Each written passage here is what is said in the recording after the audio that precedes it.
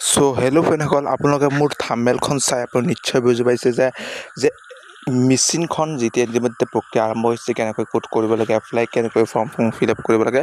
তো মই ইতিমধ্যে অফিচিয়েলভাৱে এটা আপডেট আহিছে যে ক'ত জমা দিব লাগিব, ফাইনেলি আবেদনখন কৰিব লাগিব এতিয়াই। তো মই আজিৰ এইটো ভিডিঅ'ত দেখুৱাম আপুনি ক'ত এপ্লাই কৰিব আৰু কেনেকৈ কৰিব এপ্লাই আৰু ক'ত কৰি জমা দিব। তো বলক ভিডিঅ'টো আমি আৰম্ভ কৰোঁ। আৰু লগতে মোৰ চেনেলখন যদি ছাবস্ক্ৰাইব কৰা নাই এতিয়াই ছাবস্ক্ৰাইব কৰি কাষত থকা বেল আইকনটো প্ৰেছ কৰি ৰাখিব।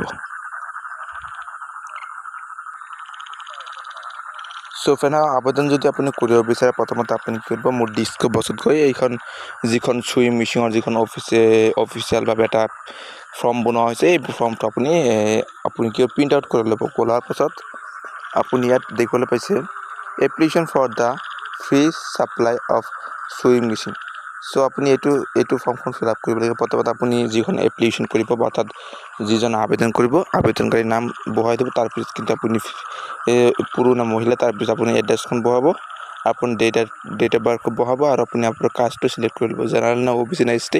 তাৰপিছত যিখন পৰ দি আছে ইয়াত, পৰ দুখীয়া নেকি।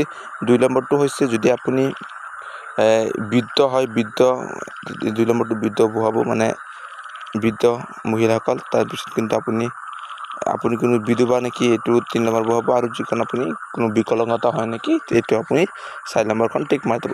তো এতিয়া আপোনাৰ মতে আপুনি যিটো হয় এইটো আপুনি বহাই দিব। তাৰপিছত আপুনি কি এনুৱেল ইনকাম, আপুনি এনুৱেল ইনকামখন আপোনাৰ বহাই দিব। এইটো আপুনি এনুৱেল ইনকামখন মাত্ৰ 50,000 টকা বহাই দিব। তাৰপিছত কি কৰিব, আপোনাৰ আগতে চিলাই মেচিন পাইছিলে নাই, যদি পোৱা নাই তেনেহ'লে, যদি পাইছে তেনেহ'লে এছ কৰিব, আৰু যদি নাপায় তেনেহ'লে ন' কৰি দিব। তাৰপিছত দিব আছে আপোনাৰ পাছপোৰ্ট চাইজ যিখন ফটো আছে, এই ফটোখন লাগিব।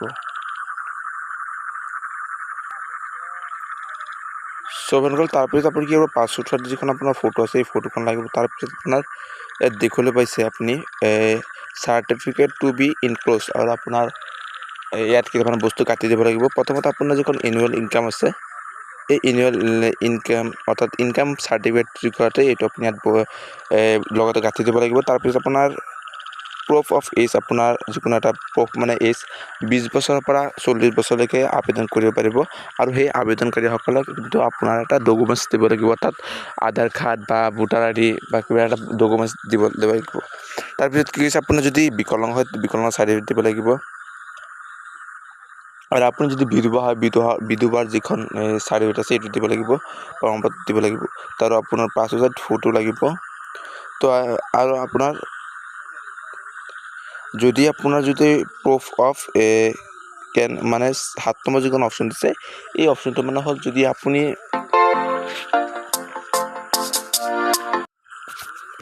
ফ্ৰেণ্ডসকল 7 নম্বৰ যিখন অপশ্যন দি আছে, এই অপশ্যনটো যদি আপুনি প্ৰুফ আপুনি যদি টেইলাৰ কৰিছিলে আগতে, চুইং মেচিন যদি চিলাইছিলে, তো এইটো এটা চাৰ্টিফিকেট দিয়ে য'ৰ পৰা আপুনি চিলাই মেচিন শিকিছিলে কামটো। তো এইটো যদি থাকাতে গাঁঠি দিব, নহ'লে নাই। তো আজি ইমান আছিলে ভিডিঅ'টো। চ' এতিয়া ফাইনেল মূল কথাটো হ'ল যে আপুনি ক'তকৈ ফৰ্মখন জমা দিব। জাষ্ট আপুনি কি কৰিব, এইটো সুন্দৰকৈ প্ৰিণ্ট আউট কৰি ল'ব। মই যেনেকৈ কৈছোঁ এনেকৈ ফৰ্মখন ফিল আপ কৰিব। যদি কিবা অসুবিধা পাইছে লগালগ কমেণ্ট কৰি জনাব, মই চেষ্টা কৰিম ৰিপ্লাই দিবলৈ। তাৰপিছত আপুনি এইটো ফিল আপ কৰাৰ পাছত আপুনি যিখন আপোনাৰ ব্লগ অৰ্থাৎ ৰাজু চক্ৰ বুলি কয়, ব্লগত গৈ কিন্তু আপুনি এইটো জমা দি দিব। ইতিমধ্যে অলৰেডি অসমত সম্পূৰ্ণৰূপে এইটো কাম আৰম্ভ হৈ গ'ল। তো আজিলৈ ইমান আছিল ভিডিঅ'টো। বলক ভিডিঅ'টো আমি শেষ কৰোঁ, আৰু ছাবস্ক্ৰাইব কৰি দিব ভিডিঅ'টো ভাল লাগিলে যদি।